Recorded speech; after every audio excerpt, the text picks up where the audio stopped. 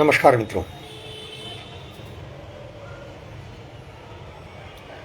आज का ये दूसरा वीडियो टाइम ट्रेवल और पुनर्जन्म पर। टाइम ट्रेवल का कॉन्सेप्ट विज्ञान से आया है और पुनर्जन्म, पूर्वजन्म, रीइंकार्नेशन, ये सारा का सारा भारतीय दर्शनों का सार संक्षेप है। भारतीय दर्शनों में सभी में कर्मबंध और पुनर्जन्म ये एकदम चोली दामन की तरह जुड़ा हुआ है। इसका अर्थ ये हुआ कि एक धारा अध्यात्म की, एक धारा विज्ञान की। आध्यात्मिक धारा विज्ञान को 8 साल का बच्चा कहती है, शिशु है वो। अभी ऐसा भी कहते हैं कि जहाँ विज्ञान शेष होता है वहाँ से अध्यात्म शुरू होता है। तो दूसरी तरफ ये 8 साल का बच्चा कहलाने वाला इस 60 साल के बूढ़े अध्यात्म की हंसी उड़ाता है। कारण बहुत स्पष्ट है कि विज्ञान जो है वो सिर्फ इन चरम चक्षुओं से जो देखा जा सकता है उसी को सत्य मानता है। वो और जबकि अध्यात्म जो है उसका तो आधार ही है चेतना। विज्ञान चेतना को अभी सीधा स्वीकार नहीं करता क्योंकि वो वैज्ञानिक की टेबल पर नहीं आती।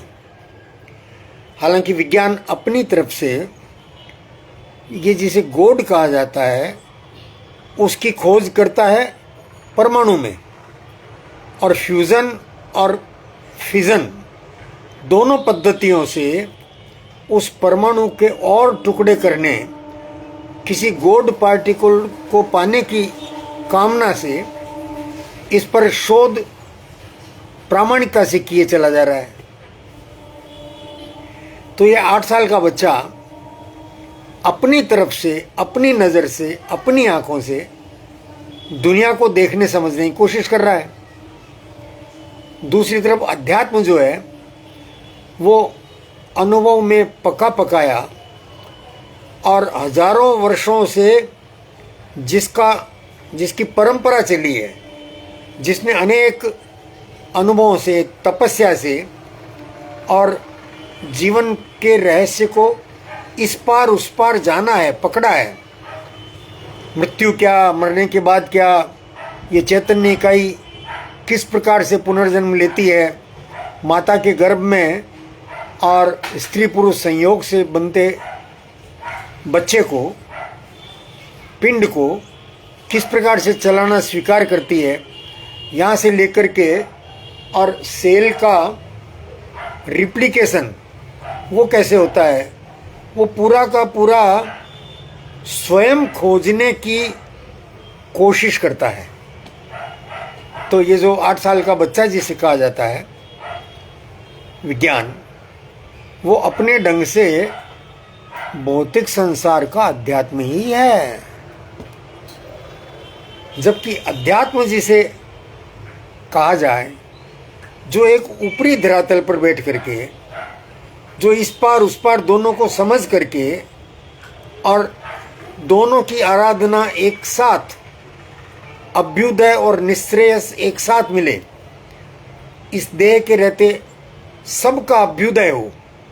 अभ्युदय मतलब सारी और साधन प्राप्त हो।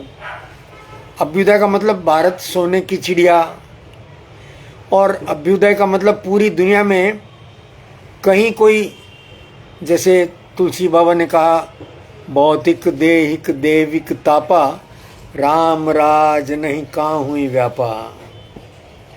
ये एक ऋषि का स्वर जो बिना किसी वैज्ञानिक उपकरणों के और चेतना का, जीवन का सत्य वो आर पार देख लेता है। इस पार से उस पार जो आर पार देख लेता है, ये यहाँ पर बैठ करके अध्यात्म विज्ञान को बच्चा कहे, इसमें तो कोई हर्ज ही नहीं है। लेकिन विज्ञान जो है वो अध्यात्म को गई बीती बात और बायस्ड और गडरियों की कहानियाँ, इस प्रकार के पूर्वाग्रह से ग्रसित होकर के बोलता है, ताने देता है। उसमें कोई हर्ज नहीं है मित्रों।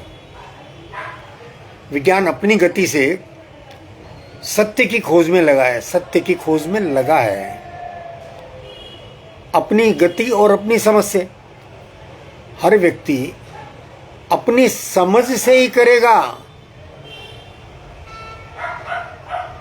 अब ये 60 साल के बूढ़े का दायित्व है कि वो उस छोटे से बच्चे का मार्गदर्शन करे, क्योंकि उसने पूरे जीवन को बड़े पैमाने पर, बड़े कैनवास पर देखा जाना है। तो इसलिए अपने पूर्व जन्म पुनर्जन्म को वैज्ञानिक उपलब्धियों के साथ मिला करके जांचे, परखे, समझे और बच्चे को भी समझाए, विज्ञान को समझाए।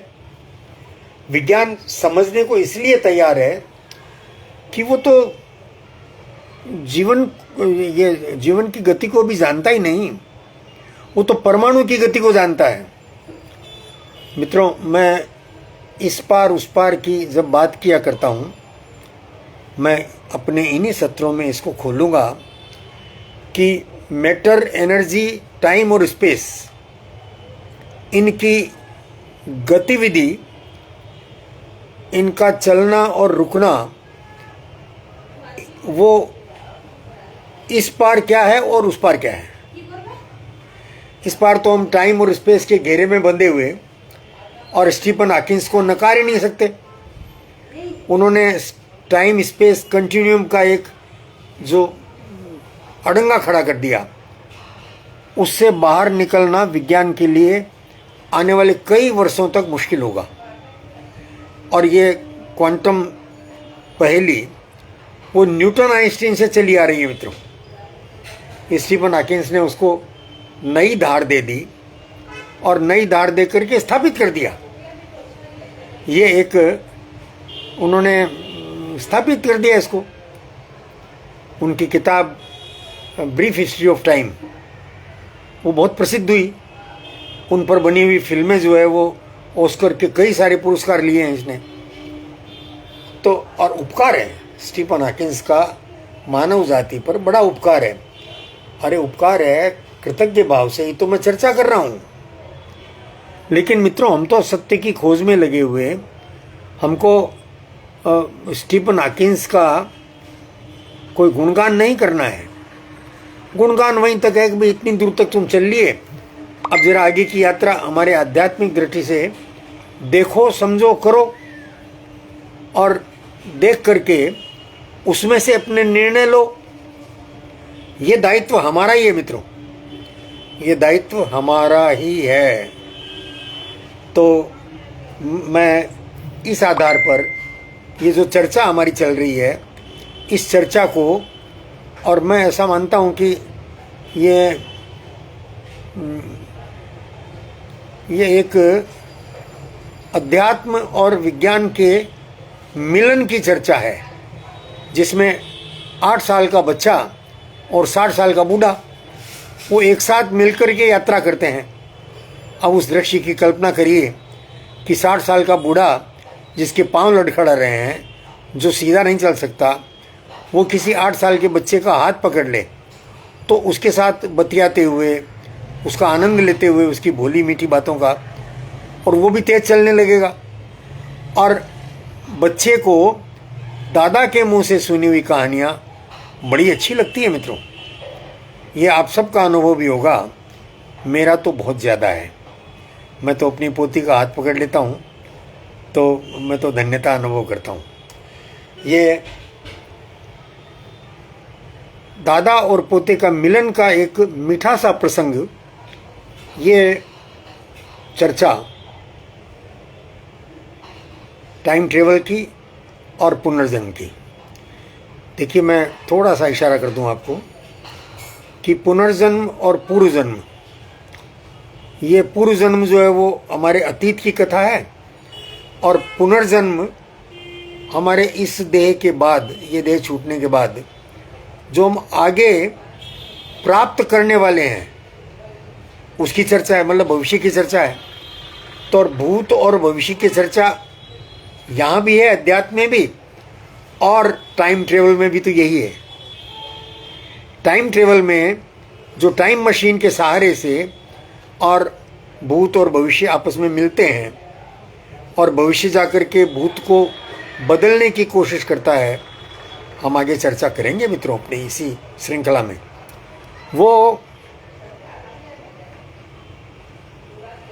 बहुत रोचक होगी, और दोनों में ये समानता कि टाइम ट्रेवल में भी भूत को भविष्य से मिलाने की बात है, और हमारे इस रीइंकार्नेशन थ्योरी में भी, और जन्मों की यात्रा को एक साथ मिलाकर देखना, समझना किस प्रकार से ये अपने द्वारा और जन्मांतर में हमको वापस मिलना देखना होता है, जिनके साथ हमारी और चल रही हुई यात्राएं। इसी बात को हम आगे चलाएंगे मित्रों। नमस्कार।